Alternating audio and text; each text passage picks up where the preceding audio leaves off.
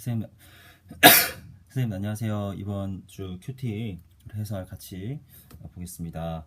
본문은 요한복음 20장 24절에서 29절입니다. 제목은 의심 많은 도마와 사랑의 예수님 본문의 제목이고, 본문의 상황은 예수님께서 십자가에서 죽으시고 부활하신 그 주일 저녁에 제자들에게 나타나셨는데 그때 도마만 없었거든요. 그래서 그 이후에 도마가 오니까 제자들이 주님을 봤다 부활했다 했는데 도마는 믿지 않는 거죠. 근데 그 이야기입니다. 한번 24절부터 29절까지 한번 안 읽고 한번 지금 한번 읽어보시면 되겠습니다. 읽어보시고 잠시 이거 멈추셨다가 읽어보시고 같이 문제를 풀어보겠습니다. 자, 읽으셨죠? 자, 우리 본문 관찰하기 보겠습니다. 1번, 다른 10명의 제자들이 부활하신 예수님을 보았다고 도마에게 말했을 때 도마의 반응은 어떠했나요? 25절입니다. 주일날 아침에 부활하시고 그날 저녁에 예루살렘에서 숨어있는 제자들에게 나타나셨죠. 근데 도마만 없었거든요. 도마가 뒤늦게 돌아온 구절입니다. 25절 한번 읽어보겠습니다. 다른 제자들이 그에게 이르되 우리가 주를 보았노라 하니 도마가 이르되 내가 그의 손에 못자국을 보며 내 손가락을 그 못자국에 넣으며 내 손을 그의 옆구리에 넣어보지 않고 믿지 아니하겠노라 하니라. 도마의 반응, 불신앙이죠. 그럴 리가 없다. 그게 말이 되느냐? 나는 절대 못 믿겠다. 그래서 뭐라고 얘기하냐면 내가 직접 손에 못자국을 보고 내 손가락을 못자국에 넣어보고 내 손을 옆구리에 넣어보지 않고는 믿지 않겠다. 이 말은 난 진짜 못 믿겠다. 사실 이 얘기죠. 이런 반응이었고요. 추가로 못자국이 주님께서 못에 찔르셨기 때문에 못자국이 있고요. 옆구리는 예수님께서 돌아가시고 나서 십자가에서 로마 병정들이 군사들이 끌어내리면서 죽음을 확인하기 위해서 창으로 옆구리를 다시 한번 찔렀습니다. 그래서 거기 마지막 남아있던 물과 피가 다 빠졌거든요. 그래서 예수님은 못자국만 있는 게 아니라 옆구리에 이제 창으로 뚫힌 그 자국까지 있거든요. 요한복음 20장 앞쪽에 나오는데 그래서 도마가 하는 얘기는 19장에 나오고요. 도마는 이제 그것까지 얘기하는 거죠. 못자국도 만져봐야 되겠고 옆구리 안에 내 손도 한번 집어넣어 봐야 되겠다. 안 믿겠다라는 거죠. 2번, 그런 도마에 대한 예수님의 반응은 어떠했나요? 26절, 27절 다시 보면서 구체적으로 말해봅시다. 26절 보니까 여드레를 지나서 8일 후에죠. 근데 유대인들은 그 세리는 날짜, 시작 날짜까지 포함하기 때문에 우리식으로 했을 때 7일 이후입니다. 그 다음 주 주일날 다시 제자들이 집안에 있을 때 또 문이 닫혔는데 숨어 있는 거죠. 숨어 있는데 예수께서 오사 가운데 서서 이르시되, 이제 신령한 몸으로 부활하셨기 때문에 또 하나님이시기 때문에 시공간 초월하지 않으시죠. 문이 잠겼음에도 불구하고 들어오셨습니다. 도마를 위해서 다시 찾아오신 거죠. 그리고 27절에 도마에게 뭐라고 말씀하십니까? 이 손가락을 내밀어 이 손을 보고 내 옆구리에 다 넣어봐라, 만져봐라. 그래야 하여 믿음 없는 자가 되지 말고 믿는 자가 되라. 그 예수님의 반응은 도마 때문에 다시 그들에게 찾아오시고 또 도마를 위해서 친히 도마가 요구하는 것을 다 들어주신 거죠. 만져봐라. 내 옆구리에 손을 넣어봐라. 믿음을 주기 위해서 믿음 없는 도마의 수준까지 맞춰주시면서 그렇게 믿음을 주신 것입니다. 그래야 믿음 없는 자가 되지 말고 믿는 자가 되라. 예수님은 이렇게 반응하셨습니다. 사랑이죠. 사랑으로 도마에게 믿음을 주시기 위해서 계속해서 표적을 보여주시는 것이죠. 뭐 들어서 안 되니까 만져보게 하신 거죠. 3번, 부활하신 예수님을 만난 후 도마의 반응 또는 고백은 어떠했나요? 28절입니다. 도마가 고백합니다. 나의 주님이시오 나의 하나님이시다. 이렇게 도마가 반응하고 고백했습니다. 의심 많던 도마가 이렇게 돌변한 거죠. 고백할 수밖에 없죠. 왜냐하면 직접 예수님을 보았기 때문에, 만져봤기 때문에 부인할 수가 없는 거죠. 이렇게 고백했다는 것입니다. 나의 주님, 나의 하나님. 더 생각해보기 넘어가겠습니다. 예수님은 도마가 의심했음에도 불구하고 사랑으로 먼저 다가오셔서 도마에게 믿음을 주셨습니다. 예수님이 도마에게 자신의 못자국과 옆구리의 창자국을 만지게 하신 이유는 무엇일까요? 도마에게 이렇게 만져보게 하신 이유는 무엇일까요? 한번 아이들에게 한번 같이 여러 가지 대답이 나올 수 있겠죠.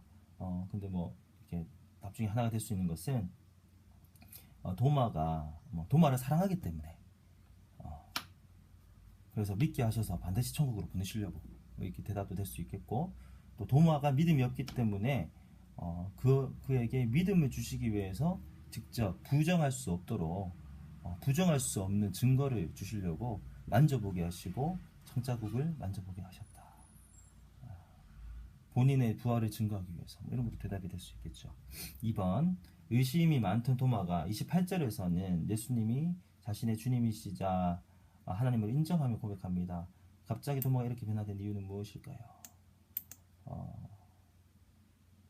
인정할 수밖에 없는 것이죠. 왜냐하면 부활하신 예수님을 직접 봤고 그리고 직접 만져봤기 때문에, 그리고 또 나중에 다른 본문에 보면 같이 식사도 했다고 하거든요.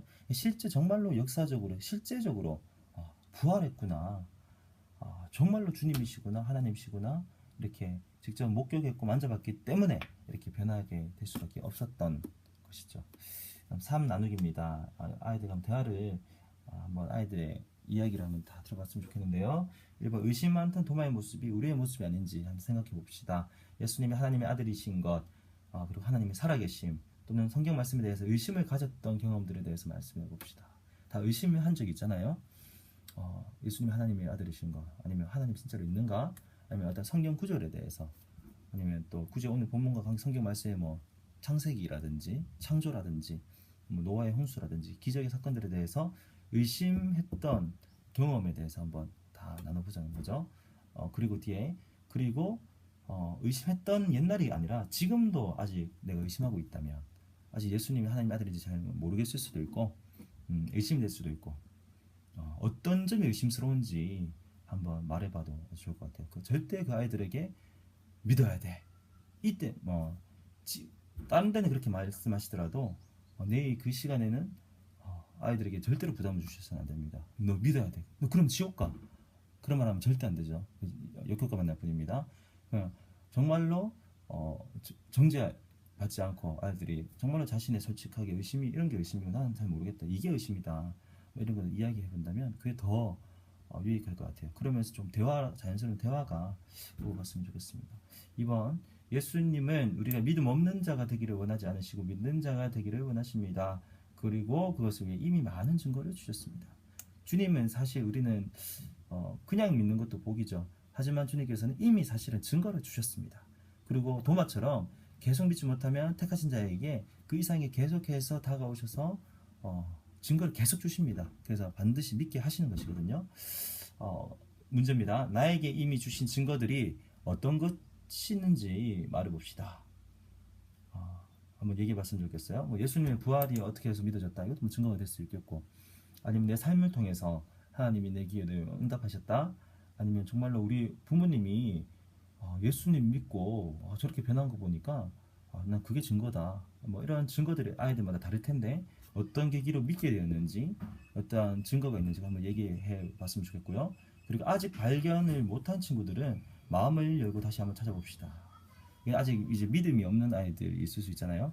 한번 지금 한번 찾아보자, 한번 생각해봐. 이런 건 있지 않을까? 저런 건 있지 않을까?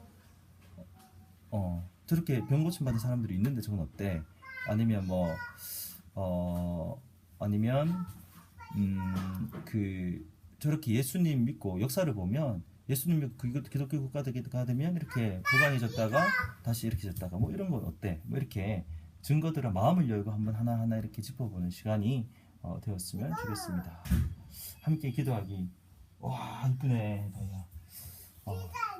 이거는 이제 이렇게 마무리하시고 기도 제목을 하나씩 나누시고 겪고 있는 문제나 고민 하나씩 나누시고 그것을 위해 함께 기도하는 시간.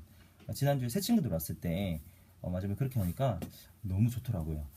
그리고 하나의 간증 들었는데 그 지우 친구 준상이가 배구 시합을 나가야 되는데 손가락이 다쳤어요. 지난주에 기도했거든요. 근데 오늘 전도하다가 만났는데 다 나았다고, 훈련하고 있다고. 그런 거를 통해서 아이들이 이렇게 하나님을 하나하나 알아가고 믿음을 쌓을 수 있겠죠. 그래서 그것을 위해 정말로 하나님의 기적을, 하나님의 나타내심, 살아계심을 기대하면서 그렇게 기도했으면 좋겠습니다.